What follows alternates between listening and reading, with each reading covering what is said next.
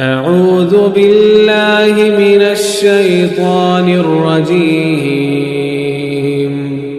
بسم الله الرحمن الرحيم بیت المال مال سے بھر گیا، اتنی خوشحالی آ گئی، مسلمانوں کے پاس مال و دولت کی کمی نہیں رہی۔ صحابہ کے دور میں، نبی کے دور میں جو پریشانی کے حالات تھے اب ختم ہو گئے، وہ پیسے کی فراوانی ہو گئی۔ مگر مسلمانوں کے بیت المال میں پیسہ ہے، عمر فاروق کے گھر میں پیسہ نہیں ہے۔ عمر فاروق کی زندگی وہی سادہ زندگی ہے۔ آدمی اتنا دور اندیش ہو کہ 10 سال آگے کی بات وہ آج فائنل کر دے کہ ہاں ایسا کرو گے تو ایسا ہو جائے گا۔ حضرت عمر وہ انسان ہے کہ ان کے فیصلوں کی تائید آسمان سے ہوئی۔ مقام ابراہیم، خانہ کعبہ کے پاس وہ جگہ جہاں حضرت ابراہیم علیہ السلام کے قدموں کا نشان ہے، جہاں کھڑے ہو کر کے انہوں نے خانہ کعبہ کی تعمیر کی تھی۔ حضرت عمر کی بڑی تمنا تھی، یا رسول اللہ اس کو مصلی بنا لیا جائے، اس کو سامنے رکھ کر کے نماز پڑھی جائے۔ قرآن کریم کی آیت نازل ہوگی، وَاتَّخِذُوا مِن مَّقَامِ إِبْرَاهِيمَ مُصَلًّى۔ حضرت عمر رضی اللہ تعالیٰ عنہ اپنے دور خلافت میں راتوں کو گشت لگاتے تھے۔ حکمراں وہ ہوتا ہے جسے عوام کی فکر ہو، حکمراں وہ ہوتا ہے جو اپنے سسٹم اور نظام کو جانچتا رہتا ہو کہ بھئی میں حکومت کر رہا ہوں، میری عوام مجھ سے مطمئن بھی ہے کہ نہیں ہے۔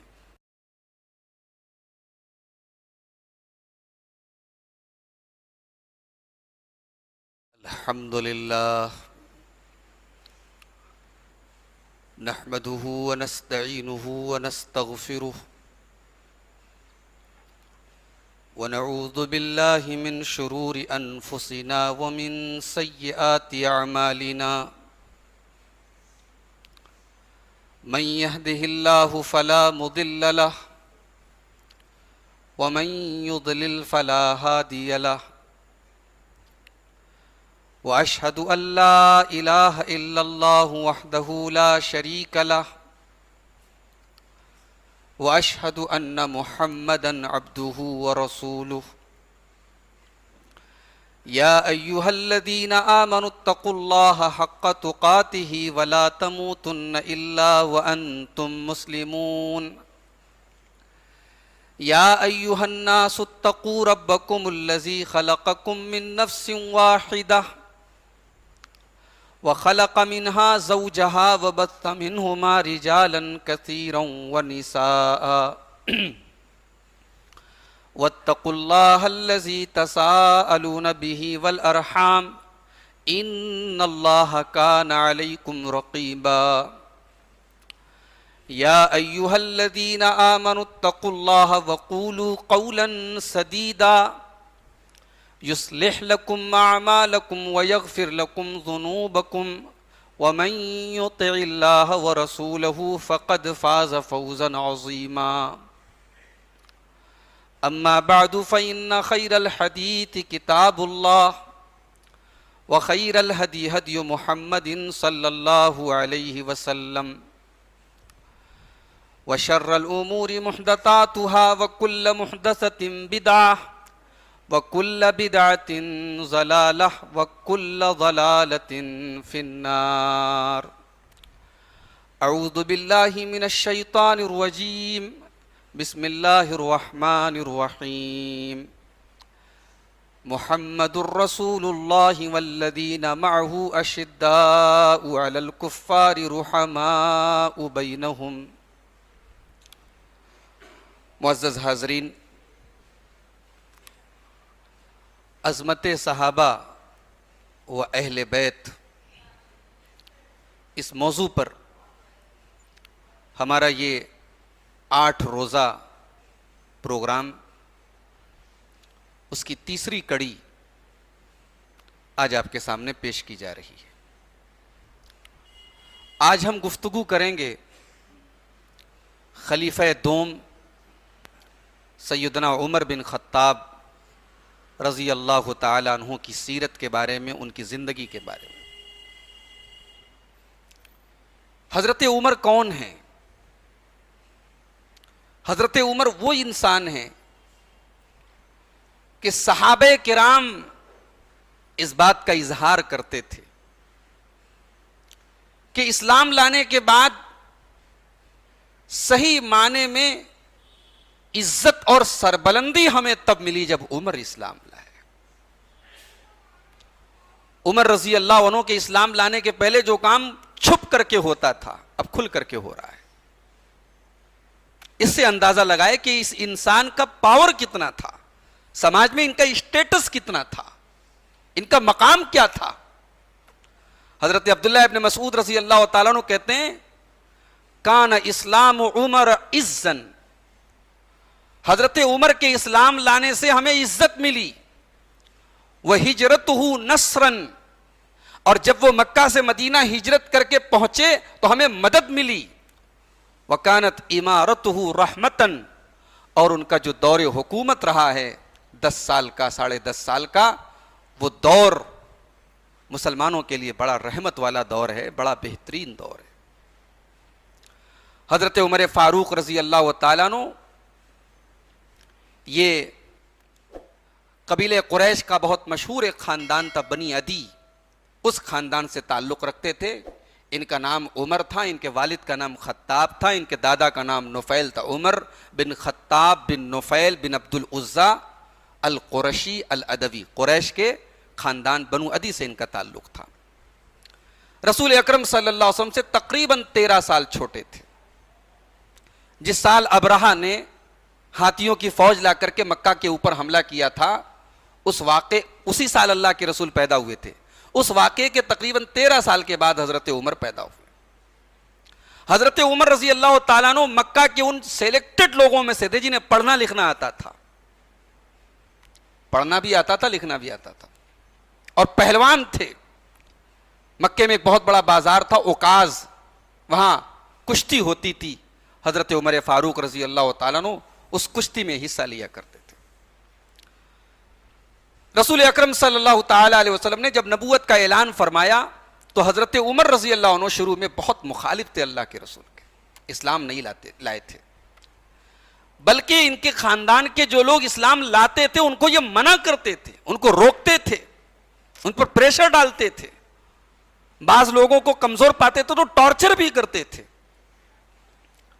رسول اکرم کی بڑی خواہش تھی کہ عمر فاروق رضی اللہ تعالیٰ عنہ ایمان لے آئیں. اللہ کے نبی دعا کیا کرتے تھے. حدیث کے الفاظ ہیں, ترمذی کی کتاب المناقب کی روایت ہے 3681 نمبر کی. اللہ کے نبی دعا کرتے تھے اللہم اعز الاسلام باحب ہذین الرجلین, اے اللہ 2 لوگوں میں جو تجھے زیادہ پیارا ہو تجھے اسلام کی توفیق دے دے, اس کے ذریعے اسلام کو عزت دے دے. کون 2 لوگ ہیں؟ بے ابی جہل اور بے عمر ابن الخطاب. ابو جہل یا عمر بن خطاب میں سے اے اللہ جو تجھے محبوب ہو اس کو تو اسلام کی توفیق دے دے اور اس کے ذریعے تو اسلام کو عزت عطا فرما. حدیث کے الفاظ ہیں وَكَانَ أَحَبَّهُمَا إِلَيْهِ, اللہ تبارک و تعالیٰ کو عمر کی ہدایت منظور تھی, ابو جہل کی ہدایت منظور نہیں تھی. ابو جہل کو اسلام کی توفیق نہیں ملی, لیکن حضرت عمر رضی اللہ تعالیٰ نے ایمان لائے. دشمنی اور مخالفت کا ایک دور تھا, لیکن بہرحال ایمان لائے. اور جب ایمان لائے تو صحابہ کرام رضوان اللہ تعالیٰ علیہ مجمعین کہتے ہیں کہ ان کے ایمان لانے سے ہمیں بڑی عزت ملی, بڑی طاقت ملی. مکے میں کمزور تھے ہم, چھپ چھپ کر کے نمازیں پڑھتے تھے, چھپ چھپ کر کے اللہ کا نام لیتے تھے. اسلام کی دعوت پیش کرنے میں نبی اکرم صلی اللہ علیہ وسلم اور صحابہ کرام ہچکچاتے تھے. عمر رضی اللہ عنہ جب ہمارے درمیان آئے وہ ہچکچاہٹ دور ہو گئی. اب ہم علی اعلان اسلام کی دعوت اور تبلیغ کرنے لگے. حضرت عمر فاروق رضی اللہ تعالیٰ عنہ ان 10 صحابہ کرام میں سے ہیں جن کا نام لے کر کے اللہ کے نبی نے جنت کی بشارت سنائی ہے. حضرت ابو بکر, عمر, عثمان, علی, طلحہ, زبیر, سعد ابن ابی وقاص, سعید ابن زید, ابو عبیدہ ابن الجراح اور عبد الرحمن ابن عوف. یہ 10 صحابہ ہیں جن کا نام لے کر کے اللہ کے نبی نے جنتی کہا ہے. اس میں سے حضرت عمر ہے. حضرت عمر اللہ کے رسول صلی اللہ علیہ وسلم کے سسر بھی ہیں. حضرت عمر کی صاحبزادی حضرت حفصہ اللہ کے رسول کے نکاح میں آئیں, اور اسی لیے حضرت عمر اپنی کنیت جو استعمال کرتے تھے، جس کنیت سے ان کو جانا جاتا تھا ابو حفص ان کو کہا جاتا تھا، اس کنیت کو وہ اپنے لیے پسند کرتے تھے۔ حضرت عمر رضی اللہ تعالیٰ عنہ کے ذریعے اسلام کا بڑا فائدہ ہوا، مسلمانوں کا بڑا فائدہ ہوا۔ ان کا جو 10 سال کا دور خلافت رہا ہے بڑا شاندار دور رہا ہے۔ دنیا کی 2 سپر پاور، ایک رومن امپائر اور ایک پرسین امپائر، ایک روم کی طاقت، ایک ایران کی طاقت، ان دونوں طاقتوں کو اسلام کی جھولی میں لے آئے حضرت عمر فاروق رضی اللہ تعالیٰ۔ اللہ کے نبی صلی اللہ علیہ وسلم نے خواب دیکھا تھا ایک مرتبہ، بخاری کی روایت ہے، کتاب و فضائل اصحاب النبی میں امام بخاری لائے ہیں، 3691 نمبر کی حدیث ہے۔ اللہ کے نبی کہتے ہیں کہ میں سویا ہوا تھا، میں نے خواب میں دیکھا کچھ لوگ میرے اوپر پیش کیے گئے، وعلیہم قمص، کچھ لوگ پیش کیے گئے وہ کرتا پہنے ہوئے تھے، فمنہا ما یبلغ الثدیہ، کچھ لوگوں کا کرتا جو تھا وہ چھوٹا تھا، بس سینے تک پہنچ رہا تھا، ومنہا ما یبلغ دون ذالک، کچھ لوگوں کا کرتا اور لمبا تھا اور نیچے جا رہا تھا، وعرض علی عمر، اور اسی خواب میں نے دیکھا کہ حضرت عمر فاروق آئے، وعلیہ قمیص اجترہ، عمر کا کرتا اتنا لمبا تھا کہ وہ زمین پر ان کا کرتا جو ہے لٹک رہا تھا، زمین پر کھینچتے ہوئے اس کو چل رہے تھے۔ قالوا فما اولتہ یا رسول اللہ، صحابہ نے کہا کہ یا رسول اللہ اس خواب کی تعبیر کیا ہے، اس خواب کا مطلب کیا ہے؟ پیارے نبی نے فرمایا الدین، عمر کے ذریعے اللہ تبارک و تعالیٰ دین کا بہت کام لے گا۔ صحیح بخاری کی ایک اور حدیث دیکھیے، 3684 نمبر کی حدیث ہے، عبداللہ ابن عمر رضی اللہ تعالیٰ عنہ کہتے ہیں پیارے نبی صلی اللہ علیہ وسلم نے فرمایا کہ میں نے خواب میں دیکھا کہ لوگ ایک بہت بڑے میدان میں اکٹھا ہیں، فقام ابو بکر، اتنے میں ابو بکر کھڑے ہوئے اور وہاں پہ کنواں تھا، فنزع ذنوبا او ذنوبین، تو انہوں نے کنویں سے پانی نکالا، ایک ڈول نکالا یا 2 ڈول نکالا، وفی بعض نزعہ ضعف، ابو بکر جب ڈول نکال رہے تھے، کنویں سے پانی نکال رہے تھے تو بہت زیادہ اسپیڈ سے نہیں نکال دیتے، ان کے نکالنے میں کچھ کمزوری تھی۔ اس کے بعد اللہ کے نبی کہتے ہیں واللہ یغفر لہ، ابو بکر کنویں سے ڈول نکال رہے تھے، کچھ کمزوری تھی ان کے نکالنے میں، اللہ ان کو معاف کرے۔ ثم اخذها عمر، پھر اس کنویں کے اس ڈول کو عمر نے اپنے ہاتھ میں لے لیا، فاستحالت بیدہ غربا، اور وہ چھوٹا سا ڈول جب عمر کے ہاتھ میں گیا تو بہت بڑا سا ڈول بن گیا، اس کا سائز بہت بڑا ہو گیا۔ اور اس کے بعد فلم ارا عبقریا فی الناس، اللہ کے نبی فرماتے ہیں میں نے کوئی پہلوان ایسا نہیں دیکھا یفری فریہ، جو عمر کے جیسی اسپیڈ سے کنویں سے پانی نکالتا ہو، حتی ضرب الناس بعتن، یہاں تک کہ لوگ اپنے اپنے جانوروں کو پانی پلا کے ان کی چراگاہ تک لے کے چلے گئے، سب لوگ سیراب ہو گئے، سب کے جانوروں نے پانی پی لیا۔ بخاری شریف کی اس حدیث کی تفسیر میں اس کی تشریح میں علماء نے لکھا ہے کہ حضرت ابو بکر کی توہین مقصود نہیں ہے اس حدیث میں، اللہ کے نبی بتانا یہ چاہتے ہیں کہ حضرت ابو بکر کو اسلام کی خدمت کے لیے اتنا وقت نہیں مل پائے گا، ان کا دور خلافت بہت مختصر، کل کی گفتگو میں آپ نے سنا اللہ کے رسول صلی اللہ علیہ وسلم کے انتقال کے 2-2.5 سال کے بعد انتقال ہو گیا ان کا، مختصر سا دور خلافت تھا۔ حضرت عمر کو وقت ملا، 10 سال 5 مہینے ان کا دور خلافت رہا۔ حضرت عمر کے زمانے میں دنیا کے بڑے بڑے ممالک فتح ہوئے، شام کا علاقہ، عراق کا علاقہ، ایران کا علاقہ، آذربائیجان کا علاقہ، مصر کا علاقہ، لیبیا، یہ سارے کے سارے علاقے حضرت عمر کے دور پہ فتح ہوئے۔ بیت المقدس جو اب تک رومیوں کے ہاتھ میں تھا، عیسائیوں کے ہاتھ میں تھا، حضرت عمر فاروق رضی اللہ تعالیٰ عنہ کے دور میں بیت المقدس کی چابیاں امیر المومنین کے ہاتھ میں آئیں، بیت المقدس میں مسلمانوں کو نماز پڑھنے کا موقع ملا، بیت المال مال سے بھر گیا، اتنی خوشحالی آ گئی، مسلمانوں کے پاس مال و دولت کی کمی نہیں رہی۔ صحابہ کے دور میں، نبی کے دور میں جو پریشانی کے حالات تھے اب ختم ہو گئے، وہ پیسے کی فراوانی ہو گئی، مگر مسلمانوں کے بیت المال میں پیسہ ہے، عمر فاروق کے گھر میں پیسہ نہیں ہے۔ عمر فاروق کی زندگی وہی سادہ زندگی ہے. علامہ ابن سعد اپنی طبقات میں نقل کرتے ہیں فکان لا یاکل الا الخشن من الطعام. امیر المومنین عمر ابن خطاب یعنی روکھا کھانا کھاتے تھے, سادہ کھانا کھاتے تھے. ولا یجمع بین الادامین, دو قسم کا سالن اکٹھا نہیں بنتا تھا کبھی عمر کے یہاں. حضرت عمر کے یہاں دو قسم کا سالن اکٹھا نہیں بنتا تھا. حضرت عمر کی ایک خاص بات اور ہے, اور یہ بات شاید آپ لوگوں کو معلوم نہ ہو, یہ نئی بات ہو آپ کے لیے. کیا بات تھی؟ حضرت عمر کو اللہ تبارک و تعالیٰ نے ایسا دماغ دیا تھا کہ ان کے بہت سارے فیصلے بالکل صحیح ہوتے تھے. وہ جو سوچتے تھے, جو فیصلہ کرتے تھے, بالکل صحیح ہوتا تھا. وہ بھئی یہ بہت بڑا کمال ہے.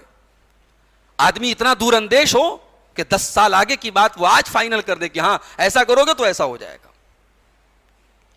حضرت عمر وہ انسان ہے کہ ان کے فیصلوں کی تائید آسمان سے ہوئی. مقام ابراہیم, خانہ کعبہ کے پاس وہ جگہ جہاں حضرت ابراہیم علیہ الصلوۃ والسلام کے قدموں کا نشان ہے, جہاں کھڑے ہو کر کے انہوں نے خانہ کعبہ کی تعمیر کی تھی. حضرت عمر کی بڑی تمنا تھی یا رسول اللہ اس کو مصلی بنا لیا جائے, اس کو سامنے رکھ کر کے نماز پڑھی جائے. قرآن کریم کی آیت نازل ہوگی واتخذوا من مقام ابراہیم مصلی. حضرت عمر نے سب سے پہلے اللہ کے رسول سے کہا تھا یا رسول اللہ آپ کے پاس اچھے لوگ بھی آتے ہیں, برے لوگ بھی آتے ہیں, آپ اپنی ازواج مطہرات کو پردے کا حکم دے دیں. صحابہ کرام آپ کے گھر میں آئے تو ڈائریکٹ آپ کی بیویوں سے بات نہ کر سکے, کوئی ایسا نظام بنائے کہ آپ کے گھر میں پردہ ہو جائے. قرآن کی آیت نازل ہو گئی وَإِذَا سَأَلْتُمُوهُنَّ فَاسْأَلُوهُنَّ مِنْ وَرَاءِ حِجَابٍ. مسلمانوں تم نبی کے گھر میں جاؤ اور نبی کی ازواج سے تمہیں کوئی سامان مانگنا ہے تو پردے کی آڑ سے مانگو, ڈائریکٹ نہیں مانگ سکتے. پردے کا حکم نازل ہو گیا. حضرت عمر فاروق رضی اللہ تعالیٰ عنہ نے ایک مرتبہ اللہ کے نبی کی بیویاں سب آپس میں سب لوگوں نے طے کیا تھا کہ ہمارا جو سالانہ خرچہ ہمیں دیا جاتا ہے کچھ اس میں اضافہ کیا جائے, ہمارے نان و نفقہ میں اضافہ کیا جائے. اس کو لے کر کے اللہ کے رسول کی ازواج مطہرات نے آپس میں کچھ میٹنگ کی. حضرت عمر فاروق کو پتا چلا. حضرت عمر فاروق آئے, اپنی بیٹی, ان کی بیٹی بھی ان بیویوں میں شامل تھی, حضرت حفصہ. اللہ کے نبی کی بیویوں کو مخاطب کر کے کہا عسیٰ ربہ ان طلقکن ان یبدلہ خیرا منکن. اے نبی کی بیویوں تم زیادہ غرور مت کرو اپنے اوپر, یہ تمہاری عظمت ہے, اللہ نے تمہیں اپنے نبی کی بیوی بنایا ہے. اللہ چاہے تو تم سے بہتر بیویاں اللہ اپنے نبی کو دے سکتا ہے, اللہ کے لیے تو مشکل نہیں ہے. لہٰذا تم اپنے مقام کو سمجھو, کوئی ایسا مطالبہ مت کرو جس سے نبی ناراض ہو جائے. حضرت عمر نے جو الفاظ استعمال کیے سیم وہی الفاظ اللہ نے قرآن میں نازل کر دیے سورہ تحریم کے اندر. عسیٰ ربہ ان طلقکن ان یبدلہ ازواجا خیرا منکن, کہ اے نبی کی بیویوں تمہارا رب اپنے نبی کو تم سے بہتر بیویاں دے سکتا ہے. اگر نبی تمہیں طلاق دے دے تو تم سے بہتر بیویاں اللہ اپنے نبی کو دے سکتا ہے. تو عمر فاروق وہ ہیں. اللہ کے نبی فرماتے ہیں, صحیح بخاری کی 3689 نمبر کی حدیث ہے, فرماتے ہیں کہ لقد کان فی من قبلکم من الامم محدثون. تم سے پہلے بہت سارے لوگ ایسے ہوتے تھے جو محدث ہوتے تھے. بھئی ایک ہوتا ہے محدث, حدیث بیان کرنے والا, اور ایک ہوتا ہے محدث جس کے دل میں اللہ تعالیٰ صحیح بات ڈال دے, صحیح بات کا الہام کر دے. اللہ کے رسول نے فرمایا تم سے پہلے کی امتوں میں محدث ہوتے تھے, اور اگر میری امت میں کوئی ایسا ہوتا تو یہ عمر ہوتے. حضرت عمر رضی اللہ تعالیٰ عنہ اپنے دور خلافت میں راتوں کو گشت لگاتے تھے. حکمراں وہ ہوتا ہے جسے عوام کی فکر ہو. حکمراں وہ ہوتا ہے جو اپنے سسٹم اور نظام کو جانچتا رہتا ہو کہ بھئی میں حکومت کر رہا ہوں, میری عوام مجھ سے مطمئن بھی ہے کہ نہیں ہے, میں عوام کی ضرورتیں پوری کر بھی رہا ہوں کہ نہیں کر پا رہا ہوں. یہ پہلا حکمراں ہے پوری تاریخ کا جس نے یہ نظام قائم کیا, سیلف ایویلویشن, خود احتسابی. حضرت عمر رات کو گشت کرتے تھے. دیکھیں میں عام آدمی کے سادے لباس میں نکلتا ہوں, میں دیکھوں پبلک کی رائے کیا ہے امیر المومنین کے بارے میں. ایک دن رات میں نکلے, ایک عورت کے پاس سے گزر ہوا. عورت کے چھوٹے چھوٹے بچے ہیں, بچے رو رہے ہیں, چولہا پر ہانڈی رکھی ہوئی ہے, کچھ پک رہا ہے. حضرت عمر نے عورت سے کہا کیا بات ہے, بچے رو رہے ہیں, جو پکا رہی ہو پھٹ سے نکال کے کھلا دو. عورت کی آنکھوں میں آنسو آ گئے, کہنے لگی اللہ بیننا و بین عمر, میں بیوہ عورت ہوں, میرے پاس آمدنی کا کوئی ذریعہ نہیں ہے, چھوٹے چھوٹے بچے ہیں میرے اور عمر کے درمیان اللہ فیصلہ کرے گا. میرے بچے بھوکے ہیں, انہیں تو بہلانے کے لیے میں نے ایسے ہی کنکر پتھر ڈال دیے ہیں چولہے کے اندر, ہانڈی کے اندر, کچھ پک تھوڑی رہا ہے, بچے بھوکے ہیں. حضرت عمر کانپ گئے, گھر آئے اور اناج کی بوری اور جو ضروری سامان ہوتے ہیں پکانے کے ان کو اکٹھا کیا, بوری کو اپنے کندھے پہ لادا. حضرت عمر کے غلام اسلم نے کہا کہ امیر المومنین یہ خدمت آپ مجھے دے دیں, یہ آپ کا کام نہیں ہے. حضرت عمر نے کہا انت تحمل وزری یوم القیامہ, اسلم قیامت کے دن میرا بوجھ اٹھاؤ گے؟ جب قیامت کے دن نہیں اٹھا سکتے تو آج مجھے یہ بوجھ اٹھانے دو. اور گئے, اور جب تک وہ سارے بچے کھا کے سو نہیں گئے امیر المومنین عمر ابن خطاب وہاں سے واپس نہیں آئے. ایک مرتبہ اور رات میں گشت لگا رہے تھے, ایک آدمی بیچارہ بدو ہے, دیہاتی ہے, اپنے خیمے کے باہر گھبرایا بیٹھا ہے. حضرت عمر نے کہا کیا بات ہے؟ کہا کہ رات کا وقت ہے, غریب آدمی ہوں, بیوی کی ولادت کا مسئلہ ہے, میرے پاس کوئی انتظام نہیں ہے. حضرت عمر جلدی سے اپنے گھر آئے اور اپنی اہلیہ ام کلثوم بنت علی بن ابی طالب, حضرت علی کی صاحبزادی, حضرت حسین کی بہن, حضرت ام کلثوم بنت علی جو حضرت عمر کی بیوی ہیں, ان سے کہا ہل لک فی اجر قد ساقہ اللہ الیک, محترمہ میری اہلیہ یہ بتا کہ اللہ تعالیٰ نے اگر اجر و ثواب کا انتظام چل کر کے تیرے گھر آیا ہو تو اسے لے گی کہ نہیں لے گی؟ کہا بالکل, بتائیے کیا معاملہ ہے. حضرت عمر نے پوری بات بتائی, اپنی پیٹھ پر آٹا اور گھی وغیرہ یہ سب لادا. ام کلثوم نے پیدائش کے ٹائم جو ضروری چیزیں ہوتی ہیں وہ لی, اور یہ دونوں لوگ اس بدو کے گھر پہنچے. ام کلثوم اندر چلی گئی, پوری ڈیلیوری کرائی, اور اندر سے آواز دی امیر المومنین اپنے دوست کو بتا دے لڑکا ہوا ہے. اب بدو بڑا گھبرایا, میں اس کو ایک عام آدمی سمجھ رہا ہے, تو امیر المومنین نکلے اور لگا معذرت کرنے حضرت عمر فاروق سے. حضرت عمر فاروق نے کہا نہیں کوئی بات نہیں بھئی, یہ میرا کام تھا, یہ میری ڈیوٹی تھی. حضرت عمر رضی اللہ تعالیٰ انہوں نے اسے جو بھی ضرورت کا خرچہ وغیرہ تھا وہ دیا, اور اس کے بعد وہاں سے واپس آئے. یہ حضرت عمر فاروق ہے.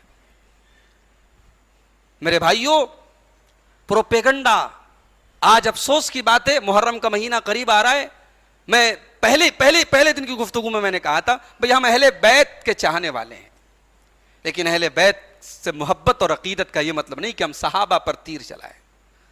آج کہانیاں گڑی جاتی ہیں کہ بھی حضرت عمر وہ ہیں جنہوں نے حضرت فاطمہ کے گھر کے دروازے کو آگ لگا دی, اور گھر کے کا دروازہ حضرت فاطمہ کے پیٹ پہ گرا, اور ان کے پیٹ کا بچہ نعوذ باللہ ختم ہو گیا.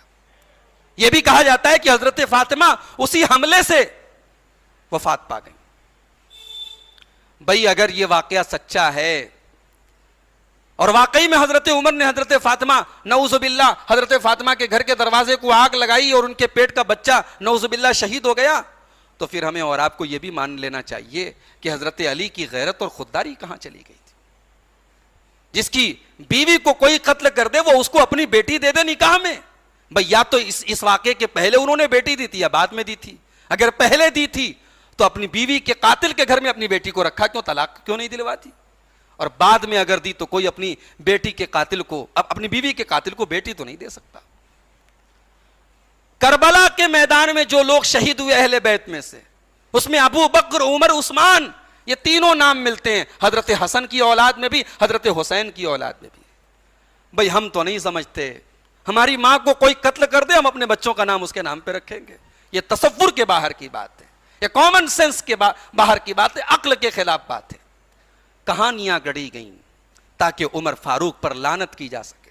آج ممبروں پہ لوگ بیٹھ کے جھوٹے واقعات بیان کرتے ہیں اور حضرت فاطمہ کی مظلومیت بیان کرتے ہیں, اور سننے والے حضرت عمر کے خلاف اپنے دل میں بغض و عداوت بھرتے ہیں. جس عمر کے بارے میں نبی نے جس کی ہدایت کی دعا کی ہو, جس عمر نے اپنی پوری زندگی کو اسلام کے لیے وقف کر دیا ہو, جس کا دور حکومت مسلمانوں کے لیے گولڈن پیریڈ رہا ہو, اس عمر پر آج کوئی لعنت کرے، میں سمجھتا ہوں اس انسان سے زیادہ ملعون کوئی نہیں ہو سکتا۔ حضرت عمر رضی اللہ تعالیٰ عنہ نبی کے ان صحابہ میں سے جن کا نام لے کے نبی نے جنتی کہا، مگر تقویٰ کا یہ عالم ہے، خوف خدا کا یہ عالم ہے، اللہ کے ڈر کا یہ عالم ہے کہ حضرت حذیفہ ابن یمان سے سوال کرتے ہیں، حذیفہ تجھے اللہ کے رسول نے منافقوں کی لسٹ دی تھی، تجھے بتایا تھا اللہ کے رسول نے مدینہ میں کون کون منافق ہے، حذیفہ سچ بتانا، میں تجھے اللہ کا واسطہ دیتا ہوں، یہ بتا اس لسٹ میں کہیں میرا نام تو نہیں ہے؟ کون کہہ رہا ہے؟ حضرت عمر فاروق رضی اللہ تعالیٰ۔ حضرت حذیفہ کہتے ہیں اللہم لا ولا ابرئ احدا بعدک، اے امیر المومنین کیسی بات کر رہے ہیں، اللہ معاف کرے، ایسا کبھی نہیں ہو سکتا، اگر آپ اس لسٹ میں شامل ہو گئے تو پھر اور کون بچے گا؟ پھر تو کوئی بچ نہیں پائے گا، ایسا بالکل نہیں ہے، قطعی نہیں ہے، غلط بات ہے، ایسا آپ مت سوچیے۔ یہ حضرت عمر فاروق ہے۔ حضرت عمر فاروق اتنے دور اندیش آدمی تھے، مدینہ کے اندر بہت سارے غیر مسلم غلام رہتے تھے، ایران کے پارسی لوگ بھی ہیں، یہودی لوگ بھی ہیں، عیسائی بھی ہیں۔ حضرت عمر رضی اللہ عنہ اس کے سخت خلاف تھے۔ اب ایران کے مجوسی ہیں یا عیسائی ہیں، یہودی ہیں، یہ سستے میں غلام کے طور پہ سستے میں مل جاتے تھے، لوگ غلام کا کام لیتے تھے ان سے۔ حضرت عمر اس کے خلاف تھے، مدینہ کے اندر ان غیر مسلم ان مشرک غلاموں کو نہ رکھا جائے، ان سے ہم کو خطرہ ہے۔ اور حضرت عمر کی دور اندیشی بعد میں چل کے سمجھ میں آئی۔ حضرت عمر کا قاتل بھی ایک پارسی غلام تھا، ابو لولو فیروز، حضرت مغیرہ ابن شعبہ کا غلام تھا۔ حضرت عمر کے بہت سارے ایسے فیصلے ہیں۔ حضرت خالد بن ولید رضی اللہ تعالیٰ عنہ یہ مسلمانوں کی فوج کے کمانڈر تھے، اور حضرت خالد بن ولید کا ایک ریکارڈ یہ رہا ہے کہ وہ جتنی جنگوں میں کمانڈر رہے وہ جنگ کبھی ہاری نہیں خالد بن ولید، یہاں تک کہ اسلام کے پہلے کافروں کی طرف سے بھی جب حضرت خالد بن ولید لڑتے تھے تو کوئی جنگ ہاری نہیں ہے۔ انہوں نے ان کی کمانڈ شپ میں مشرکین نے غزوہ احد لڑا تھا، غزوہ احد میں مشرکوں کی طرف سے کافروں کی طرف سے خالد بن ولید کمانڈر تھے، اور مسلمان جنگ جیت چکے تھے، مگر خالد بن ولید تو خالد بن ولید تھے۔ بھئی آج بھی دنیا کے فوج کے جو ماہرین ہوتے ہیں، آج آپ انٹرنیٹ پہ جا کے سرچ کر لیں، ٹاپ 10 پوری دنیا کی تاریخ میں، یعنی فوجی جو نظام ہوتا ہے، فوج کی جو حکمت ہوتی ہے، فوج کی کمانڈ شپ کرنے کا جو ہنر ہوتا ہے، اس میں آج بھی ٹاپ 10 میں حضرت خالد بن ولید شامل ہے پوری دنیا کی تاریخ میں۔ غزوہ احد میں مسلمان جیت رہے تھے، مشرکین ہار رہے تھے، مشرکین بھاگ رہے ہیں، حضرت خالد جو ہے مسلمانوں کا کوئی کمزور کونا تلاش کرنا، کونا ان کو مل گیا، وہ پہاڑی مل گئی جہاں اللہ کے رسول صلی اللہ علیہ وسلم نے 50 صحابہ کو تعینات کیا تھا کہ کچھ بھی ہو جائے یہاں سے نہیں ہٹنا ہے۔ حضرت خالد بن ولید نے دیکھا کہ وہاں تو 10 آدمی کھڑے ہیں، نبی نے 50 لوگوں کو طے کیا تھا، جب جنگ مسلمان جیت گئے 50 میں سے 40 چلے گئے، 10 بچے۔ خالد بن ولید رضی اللہ تعالیٰ عنہ، جو ابھی رضی اللہ تعالیٰ عنہ نہیں تھے، ابھی مسلمان نہیں تھے، انہوں نے اسی جگہ سے بیک ڈور سے حملہ کیا مسلمانوں پر، مسلمان جیتی جنگ ہار گئے۔ تو یہ خالد بن ولید تھے۔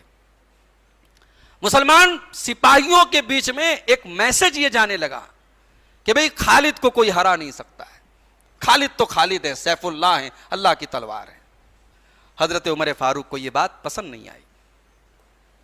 حضرت عمر نے لیٹر بھیجا خالد بن ولید کو کمانڈر کے عہدے سے ہٹایا جائے اور ابو عبیدہ ابن جراح کو کمانڈر بنایا جائے۔ اللہ اکبر۔ آج ہمارے اور آپ کے یہاں کرسی اور عہدے کی بڑی لڑائی ہوتی ہے، بھئی ان کو یہ عہدہ کیوں مل گیا، ہمیں کیوں نہیں ملا۔ مسجدوں میں، مدرسوں میں، جماعتوں میں، تنظیموں میں عہدے کو لے کے بڑی رسا کشی ہے۔ صحابہ کرام سے سیکھو میرے بھائیوں، وہ دنیا دار لوگ نہیں تھے، وہ خدمت کرنا جانتے تھے۔ خالد بن ولید کی معزولی کا آرڈر آیا، ابو عبیدہ ابن جراح کو کمانڈر بنایا گیا، خالد بن ولید رضی اللہ تعالیٰ عنہ نے بلا چوں چرا اس فیصلے کو تسلیم کیا، کوئی کمنٹ نہیں، کہا کہ ٹھیک ہے بھئی ہمارا نیا کمانڈر ہے، ہم اس کے انڈر میں لڑیں گے۔ اور حضرت ابو عبیدہ ابن جراح کو جب لشکر کا امیر بنایا گیا اور اس کے بعد جب جنگ میں مسلمان جیت گئے اور مسلمانوں کی جیت کی خبر حضرت عمر کے پاس آئی تو حضرت عمر نے کہا الحمدللہ اللہ کا شکر ادا کیا. کہا کہ اب کم سے کم کوئی یہ نہیں کہہ سکتا کہ مسلمان اپنی جیت کے لیے خالد کے محتاج ہیں. ابو عبیدہ کے کو کمانڈر بنایا تب بھی مسلمانوں کو جیت ملی ہے. یہ حضرت عمر فاروق رضی اللہ تعالیٰ عنہ. حضرت عمر نے ایک دعا کی تھی, کہا تھا اللہم ارزقنی شہادۃ فی سبیلک, اے اللہ میں تیری راہ میں شہید ہونا چاہتا ہوں. واجعل موتی فی بلد رسولک, اور اے اللہ میری دوسری دعا یہ ہے کہ میری موت ہو تو تیرے رسول کے شہر میں ہو. شہادت کی موت ملے اور موت تیرے رسول کے شہر میں ملے, یہ دو تمنائیں تھی حضرت عمر فاروق رضی اللہ تعالیٰ. اللہ تعالیٰ نے دونوں تمنا پوری کی. فجر کی نماز امیر المومنین پڑھا رہے تھے. ذی الحجہ کی 26 تاریخ تھی. فجر کی نماز پڑھا رہے تھے اور ابو لولو فیروز وہ آگے کی صف میں شامل تھا اور اپنا چہرہ ڈھانپے ہوئے تھا, لمبا کرتا پہنے ہوئے تھا, اندر اس نے جو ہے 2 دھاری خنجر رکھا ہوا تھا. آگے بڑھا اور حضرت عمر کے پیٹ پر اس نے اس خنجر کو مارا. اور اس کے بعد آس پاس کے جتنے لوگ تھے جو آگے بڑھا سب کو مارتا چلا گیا. 13 لوگوں پر اس نے حملہ کیا.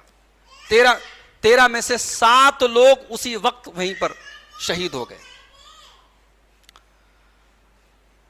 لیکن اب حیرت کی بات یہ ہے, آج حضرت عمر رضی اللہ تعالیٰ عنہ جیسے ہی مسلح پر گرے, فوراً حضرت عبد الرحمن ابن عوف کا ہاتھ پکڑا اور ان کو مسلح پر آگے بڑھا دیا. بھائی یہ صحابہ تھے, امیر المومنین تڑپ رہے ہیں, خون بہ رہا ہے, مسلح پر گرے ہیں, نماز نہیں رکی ہے. فوراً امام چینج ہو گیا, عبد الرحمن ابن عوف کو آگے بڑھایا. انہوں نے جلدی سے ہلکی ہلکی نماز پڑھائی. جب سلام پھیرا گیا, حضرت عبد الرحمن ابن عوف نے سلام پھیرا تو حضرت عمر نے پہلا سوال یہ کیا, من قتلنی, ذرا دیکھو میرے اوپر یہ قاتلانہ حملہ کس نے کیا ہے. جواب ملا, مغیرہ ابن شعبہ کے غلام نے کیا ہے. حضرت عمر نے کہا الحمدللہ الذی لم یجعل میتتی بید رجل یدعی الاسلام, اے اللہ تیرا شکر ہے تو نے میری موت ایسے آدمی کے ہاتھ سے نہیں کروائی, میری موت ایسے شخص کے ذریعے نہیں ہو رہی ہے جو اسلام کا دعویٰ کرتا ہو. مسلمان نے میرے اوپر حملہ نہیں کیا, مجھے مارنے والا, مجھے قتل کرنے والا ایک مشرک ہے. اس کے بعد حضرت عمر کو گھر لے کے جایا گیا. اتنا یعنی خطرناک حملہ ہوا تھا, اتنا کاری حملہ ہوا تھا کہ اتڑیاں وغیرہ سب کٹ گئی تھی. حکیم آئے, دوائیں پلائی جا رہی ہیں, دوا سب باہر جا رہی ہے, اندر کوئی دوا ٹک نہیں رہی ہے. حضرت عمر کو یقین ہو گیا کہ اب میری موت کا ٹائم قریب آ گیا ہے. چہرے پر بڑی گھبراہٹ تھی. ایک نوجوان آیا, اس نے حضرت عمر کے چہرے پر گھبراہٹ دیکھی. اس نے کہا ابشر یا امیر المومنین بے بشر اللہ لک, اے امیر المومنین آپ گھبرائے کیوں ہیں, آپ خوش ہو جائیے, اللہ تعالیٰ نے آپ کو بڑا نوازا ہے. من صحبت رسول اللہ صلی اللہ علیہ وسلم, آپ اللہ کے رسول کے صحابی ہیں. وقدم فی الاسلام, اور شروع میں اسلام لائے ہیں. ثم ولیتا, پھر آپ کو جب خلیفہ بنایا گیا, فعدلتا, آپ نے بڑے عدل و انصاف کے ساتھ لوگوں میں کام کیا ہے, اور اس کے بعد اب اللہ آپ کو شہادت کی موت دے رہا, اب آپ کو کیا چاہیے. حضرت عمر نے کہا وددت ان ذلک کفاف لا علی ولا لی, میری تمنا تو یہ ہے کل قیامت کے دن جب میری نیکیاں اور میری گناہوں کو تولا جائے تو اگر میں برابر پر بھی چھوٹ جاؤں, میرے گناہ اور میری نیکیاں برابر ہوں, تب بھی مجھے منظور ہے. اللہ کی بارگاہ میں برابر پہ چھوٹ جاؤں, مجھے منظور ہے. اس کے بعد وہ نوجوان جانے لگا. حضرت عمر کی نظر اس کے پائجامے پر پڑی, اس کی لنگی پر پڑی. حضرت عمر نے دیکھا کہ اس کا کپڑا جو ہے وہ ٹخنے کے نیچے جا رہا ہے. شہادت کا وقت ہے, موت کا وقت ہے, آخری وقت ہے. ہمارے یہاں کپڑا اگر ٹخنے کے نیچے, بھئی یہ کوئی بہت بڑا میٹر نہیں ہے. کہنے والے یہاں تک کہتے ہیں بھئی اب ان سب چیزوں سے تھوڑا اوپر اٹھ جاؤ. لیکن صحابہ کا مزاج کیا تھا رسول اکرم کی سنتوں کے بارے میں, اس حدیث سے آپ اندازہ لگائیں. حضرت عمر نے دیکھا نوجوان کا کپڑا ٹخنے کے نیچے لٹک رہا ہے, بلایا اس کو, کہا کہ یبن اخی ارفع ثوبک, اے میرے بھتیجے اپنے کپڑے کو تھوڑا اوپر کر لے. فإنه انقى لثوبک واتقى لربک, اسی میں تیرے کپڑے کی صفائی ہے اور تیرے رب کا ڈر اور تیرے رب کا تقوی بھی یہی ہے کہ تو اپنے کپڑے کو ٹخنے کے اوپر رکھ. علماء کہتے ہیں کہ امر بالمعروف اور نہی عن المنکر کا جو فریضہ ہے شریعت میں، وہ حضرت عمر نے اس کا مطلب بتایا کہ اتنے نازک موقع پر بھی غلط کام کو حضرت عمر نے برداشت نہیں کیا۔ اس کے بعد اپنے بیٹے عبداللہ ابن عمر کو بلایا، کہا بیٹا میں تو دنیا سے جا رہا ہوں، ذرا دیکھ لو میرے اوپر کتنے قرضے ہیں، جو قرضہ ہوگا عمر کے وراثت سے، عمر کے ترکے میں سے پہلے اس کے قرضوں کو ادا کر دینا۔ اس کے بعد اپنے بیٹے عبداللہ ابن عمر سے کہا بیٹے جا اور اپنی ماں اور ہم سب کی ماں اماں عائشہ سے جا کے پوچھو کہ عمر ابن خطاب کی تمنا ہے کہ اپنے دونوں ساتھیوں کے وہ پہلو میں ان کے بغل میں دفن ہونا چاہتا ہے، اگر اماں اجازت دیں گی تو مجھے وہاں دفن کرنا، اگر اماں اجازت نہ دیں مجھے مسلمانوں کے عام قبرستان میں دفن کر دینا۔ حضرت عبداللہ ابن عمر رضی اللہ تعالیٰ عنہ جب اماں عائشہ کے پاس پہنچے، وہ زار و قطار رو رہی تھیں، اپنے دوپٹے سے اپنے آنسوؤں کو پونچھ رہی تھی۔ اماں عائشہ نے کہا کہ وہ جگہ تو میں نے اپنے لیے سوچی تھی، مگر میں آج اپنا وہ حق عمر ابن خطاب کو دے رہی ہوں، میں کھلے دل کے ساتھ اجازت دے رہی ہوں کہ میرے والد اور اللہ کے رسول کے بغل میں وہ تیسری جو جگہ ہے وہاں پہ عمر ابن خطاب کو دفن کیا جائے۔ عبداللہ ابن عمر واپس آئے، حضرت عمر نے دیکھتے ہی کہا کیا جواب دیا اماں عائشہ نے؟ کہا ابا جان مبارک ہو، اماں عائشہ نے پازیٹو جواب دیا ہے، آپ کو اجازت دے دی ہے۔ حضرت عمر نے کہا سنو، میرے انتقال کے بعد، میرے دم کے ٹوٹنے کے بعد، میری سانس کے ٹوٹنے کے بعد جب میرا جنازہ لے کے جانے لگو تو پھر ایک مرتبہ اماں عائشہ سے اجازت مانگو، اجازت دیں تبھی مجھے اللہ کے رسول کے بازو میں دفن کرنا، ورنہ مجھے مسلمانوں کے عام قبرستان میں دفن کرنا۔ اس کے بعد کہا گیا امیر المومنین اپنے بعد کسی کو جانشین بنا دیں، آپ کے بعد کون امت کا خلیفہ بنے گا؟ حضرت عمر نے کیا پیارا جواب دیا ہے۔ حضرت ابو بکر نے انتقال کے پہلے اپنا جانشین حضرت عمر کو بنایا، حضرت عمر رضی اللہ تعالیٰ عنہ نے اپنا جانشین کس کو بنایا؟ کہا کہ ما اجد احدا احق بهذا الامر من هؤلاء النفر الذين توفي رسول اللہ صلی اللہ علیہ وسلم وهو عنهم راض۔ کہا کہ میں 6 لوگوں کو جانتا ہوں، رسول جب دنیا سے گئے تو ان سے راضی تھے۔ وہ 6 لوگ کون کون تھے؟ حضرت سب سے پہلا نام فسمى علی، علی کا نام دیا۔ لوگ عداوت اور دشمنی کے کہانیاں سناتے کہ بھئی علی میں اور عمر میں بڑی عداوت تھی، عمر اور فاطمہ میں بڑی عداوت تھی۔ عداوت ہوتی تو عمر فاروق رضی اللہ تعالیٰ عنہ اپنی شہادت کے پہلے امت کے جانشین بنانے کے لیے 6 لوگوں کی کمیٹی بنا کے جا رہے ہیں، اور اس میں پہلا نام، یہ بخاری کی روایت ہے، 3700 نمبر کی روایت ہے، پہلا نام لے رہے ہیں حضرت علی کا۔ فسمى علی، اللہ کے نبی جب دنیا سے گئے تو 6 لوگوں سے راضی تھے جو اس وقت زندہ ہیں، اس میں پہلا نام لیا علی کا، وہ عثمان کا، وہ زبیر کا، وہ طلحہ کا، وہ سعد حضرت سعد کا، وہ عبد الرحمن ابن عوف کا۔ اپنے بہنوئی سعید ابن زید کا نام نہیں لیا۔ سعید بن زید بھی تھے ان صحابہ میں جن 10 صحابہ کو اللہ کے رسول نے جنتی کہا تھا، مگر چونکہ بہنوئی تھے حضرت عمر نے کہا نہیں، اب میرے خاندان میں، میری رشتہ داری میں اب خلافت اور حکومت نہیں رہے گی، میرے بہنوئی کو بھی اس لسٹ سے نکال دو۔ 6 لوگوں کا نام تجویز کیا۔ 26 ذی الحجہ سن 24 ہجری کو حضرت عمر فاروق کے اوپر حملہ ہوا، اور 4 دن کے بعد 1 محرم الحرام کو آپ کا انتقال ہوا، اور اسی دن آپ کو دفن کیا گیا، اور مدت خلافت جو رہی آپ کی وہ 10 سال 5 مہینہ 21 دن کی رہی۔